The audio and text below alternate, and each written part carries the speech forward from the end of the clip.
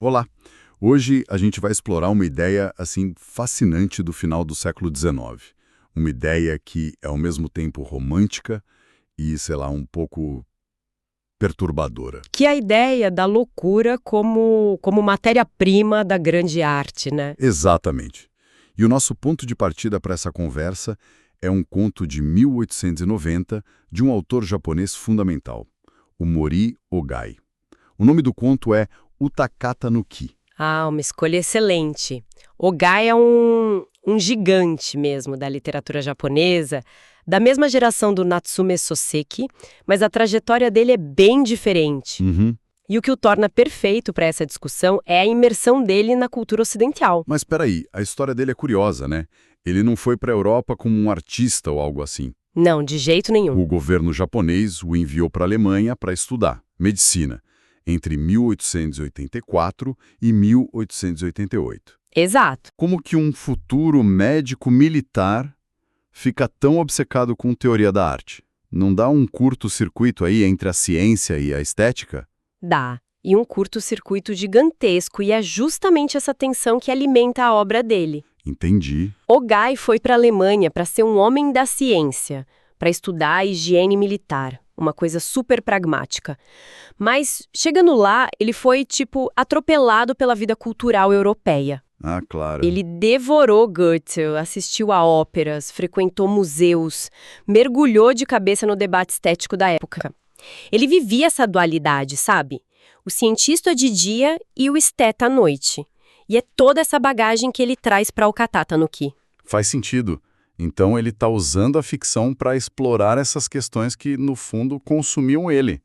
E o nosso objetivo aqui hoje é justamente esse, desvendar como o Ogai, nesse conto, que a gente pode traduzir como um conto triste ou a espuma sobre as águas, né? Isso. As duas traduções captam bem a essência.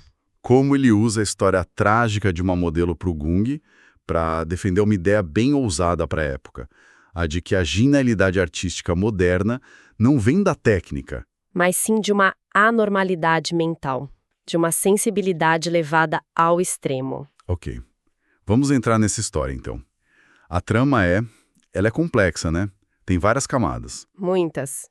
A gente segue um pintor japonês, um cara chamado Kouzei, que está em Munique. E ele não tá lá de férias, né? Ele tá travado. Totalmente travado, empacado num projeto que o consome. E aqui já tem a primeira conexão com o mundo real, que é o que deixa tudo tão rico. Ah, é? Sim, esse personagem, o Kouzei, ele não é totalmente inventado. Acredita-se que a inspiração foi uma pessoa de verdade, um pintor chamado Harada Naojiro. Que era amigo do Ogai. Isso, amigo do Ogai, e que, olha que coincidência, também estudou na Alemanha na mesma época. Sei. Ele é uma figura bem importante da arte japonesa, tem uma pintura famosa dele chamada Kanon montando um dragão. Ah, então a história já começa com essa camada extra de significado. O Ogai não está falando de um artista genérico. Ele está, de certa forma, dialogando com a cena artística da geração dele. Exatamente. Talvez até mandando um recado. E qual era o bloqueio desse pintor do Kosei? O que o impedia de pintar? Ele estava obcecado em terminar uma pintura da Lorelai. A sereia do Rio Reno. Essa mesma, a da lenda, que atraía os marinheiros para a morte com o canto. Uma figura bem simbólica. O problema é que a inspiração para o rosto da sereia dele não era uma lenda, era uma lembrança. Uma lembrança? Sim. 6 anos antes, ele tinha visto, bem rápido, uma jovem vendedora de violetas em Munique. E a imagem daquele rosto ficou na cabeça dele, mas era só isso, sabe? Uma imagem bonita, uma casca vazia. E só com isso a arte não acontecia. Não acontecia, a tela continuava em branco. Puxa, 6 anos era. É muito tempo, né? Preso numa imagem só? Uma obsessão. Total. E aí a história dá uma virada, claro. Por acaso, ele reencontra a tal vendedora de violetas. A Marie. Isso, a Marie. E o reencontra num lugar bem mundano. Uma cervejaria barulhenta em Munique. E é ali, no meio daquela confusão, que ele descobre a história por trás daquele rosto. E que história! É de arrepiar. É um soco no estômago.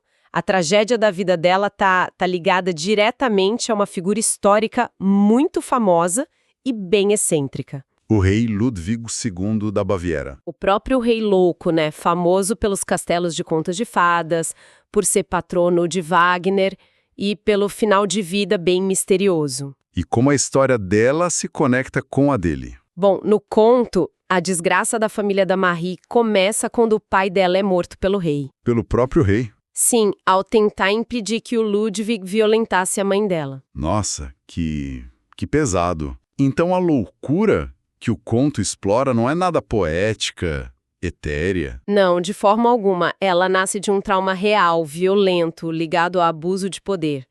Isso muda tudo. A personagem já nasce marcada por isso. Exatamente. A história não é uma abstração, é uma ferida aberta. E o Ogai amarra essa ferida a uma figura histórica real, o que dá um peso imenso para a narrativa. Ele está dizendo que a loucura do poder, dos reis, destrói vidas comuns. E gera um outro tipo de loucura, a do trauma, que vai assombrar a Marie para sempre. E o conto avança para um clímax que parece, sei lá, saído de um sonho ou de um pesadelo. Totalmente. Depois que eles se reencontram, Così e Marie viajam para um lago perto de Munique, e quem eles encontram lá? O próprio rei Ludwig II. Vagando pela margem, né? A cena é muito surreal. O rei, completamente delirante, olha para Marie e não vê a Marie. Ele vê a mãe dela, a mulher que ele tentou atacar anos atrás. E, obcecado com aquela visão, ele começa a correr na direção dela, entrando na água. O desfecho é brutal e rápido. A Marie, vendo aquela figura de poder e loucura que destruiu a família dela correndo na sua direção, entra em pânico. Claro. Ela recua, tropeça, cai no lago e se afoga. E logo em seguida, o próprio rei também se afoga, tentando alcançar ela. Uau! É uma cena operística trágica. E o mais impressionante é que o Ogai está usando a ficção para dar uma explicação para a morte misteriosa do Ludwig II real. Que tinha morrido há pouquíssimo tempo, né? Sim, ele morreu afogado num lago em 1886, só 4 anos antes da publicação do conto. Nossa, isso era permitido na época? Quer dizer, explicar a morte de um rei misturando fato e ficção. Foi extremamente ousado. Imagina o escritor hoje publicando um conto que revela a causa da morte de uma figura pública que faleceu há 4 anos. Seria um escândalo. Pois é, Ogai estava brincando com o fogo, borrando as fronteiras entre fato e ficção de uma forma muito moderna. Ele usou a tragédia real, ainda fresca na memória, como palco para discutir as ideias dele sobre arte. Ok, então a gente tem o artista bloqueado, a musa com uma vida trágica e uma morte terrível. Em muitas histórias românticas da época, o foco seria no artista como gênio torturado, né? Mas aqui o Ogai faz algo diferente. Muito diferente. O Coseu parece mais um observador do que o protagonista do sofrimento. Exato. E essa é a grande virada. A sacada genial que o Ogai propõe. Que é? Ele pega aquele clichê do gênio louco e vira de ponta cabeça. No conto, a fonte da sensibilidade artística, a loucura criativa, não está no artista. Não é o Cosel. A portadora dessa genialidade é a modelo, a Marie. Ele é apenas o canal. A fonte é ela. Ela é a fonte. E como isso se manifesta nela, antes mesmo do final trágico? Fica muito explícito na cena da cervejaria. Enquanto o Cosel escuta, a Marie começa a falar sobre os estudantes de arte que estão ali em volta deles. E ela não gosta muito deles, pelo visto. Ela os despreza. Diz que eles são apenas imitadores, macacos de imitação que sabem copiar as técnicas dos grandes mestres, mas não têm uma faísca de originalidade, de gênio. E aí ela se posiciona. Ela diz que, comparada à normalidade saudável deles, ela sim é louca. Ela se autodeclara louca, então. Mas não como uma ofensa. De jeito nenhum. É quase uma medalha de honra. A lógica dela é fascinante e lembra muito outros intelectuais da época, como o próprio Sosek. Ela diz com todas as letras que todo aquele que se chama erudito deve ser louco. Entendi. Para ela, a condição mental dela, a anormalidade, é a prova de um conhecimento mais profundo sobre a vida, sobre o sofrimento. É um atestado de superioridade em relação aos artistas que são normais demais, saudáveis demais, para conseguir enxergar a verdade do mundo. E essa loucura dela não é só uma ideia, uma filosofia. O conto mostra como isso se traduz numa forma de sentir o mundo, certo? Sim, e é uma sensibilidade quase insuportável, dolorosa. O Guangai dá a ela uma das falas mais bonitas do conto. Qual é? Ela diz: há tantas coisas lamentáveis que choro com as cigarras de dia e soluço com as rãs à noite, mas ninguém tem qualquer simpatia. Nossa. O trauma que ela viveu abriu nela uma capacidade de empatia cósmica. Ela sente a dor do mundo, a dor dos menores seres.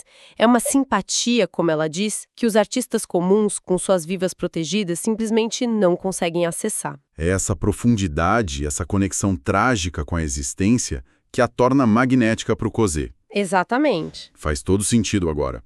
Então, para o Cosé, a beleza física da Marie, aquela imagem que ele guardou por 6 anos, nunca seria suficiente. Nunca. A prova é que a pintura não saía do lugar. Ele precisava de mais do que a aparência dela.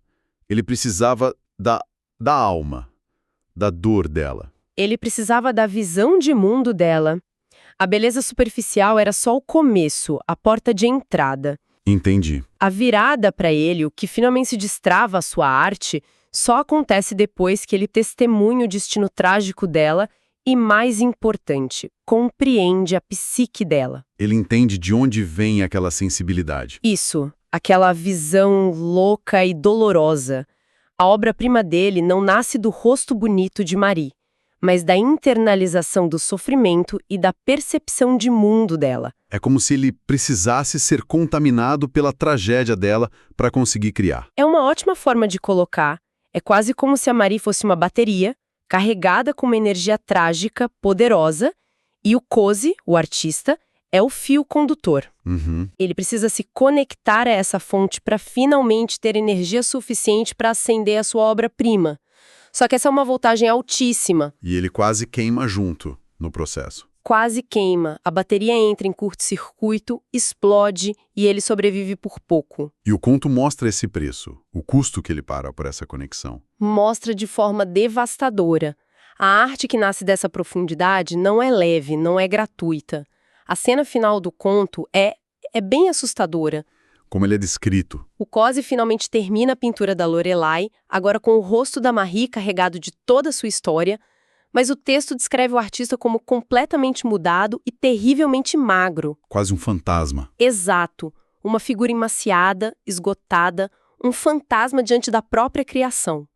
Ele não apenas pintou a tragédia dela, ele a absorveu. Isso custou a própria vitalidade dele, talvez a própria sanidade. Com certeza. Então, para a gente amarrar tudo isso, a tese do Moriogai aqui é bem radical, né? Muito. Ele está usando figuras reais, um drama histórico, para dizer que a grande arte moderna não tem mais a ver com copiar a natureza ou dominar a técnica. Não. O papel do artista mudou. Ela nasce de uma conexão perigosa com o lado mais sombrio e trágico da experiência humana. Perfeito. A sugestão dele é que não basta mais ser um observador distante da beleza, como um pintor renascentista que idealiza sua musa. O artista moderno precisa ser uma espécie de médium. Isso, um médium. Ele precisa mergulhar, vivenciar, absorver e internalizar o sofrimento e a visão de mundo da sua fonte de inspiração. A arte deixa de ser uma mera representação para se tornar o resíduo, a cicatriz,